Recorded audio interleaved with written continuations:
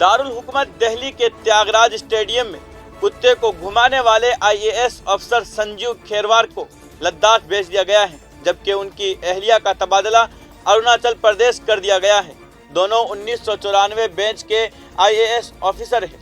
Sanjeev Kherwar 1994 batch के IAS officer है, जिन्होंने अपने ऊपर लगाए गए इल्जामात से इनकार किया था। अगरचे उसने तस्लीम किया कि वो बाज़ औकात अपने पालतू कुत्ते को स्टेडियम में सैर कराने ले जाते हैं, ताहम उन्होंने इस बात से इनकार किया कि इससे खिलाड़ी की प्रैक्टिस पर कोई असर पड़ता है।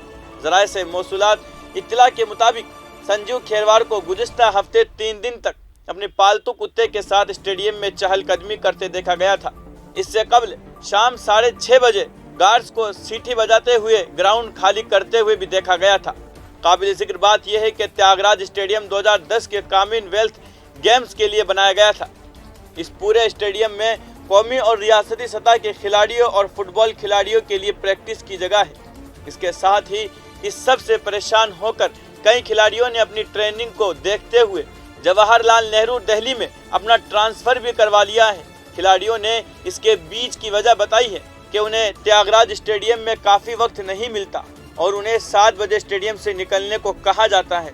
इस सब के दरमियान त्यागराज स्टेडियम का ये सारा मामला सामने आने के बाद दिल्ली के वज़ीर आला अरविंद केजरीवाल ने बड़ा फैसला करते हुए हुक्म दिया कि दिल्ली के अंदर के तमाम स्टेडियम अब रात 10 बजे तक खुले रहेंगे, यानी खिलाड़ी रात 10 बजे तक प्रैक्टिस कर सकते हैं।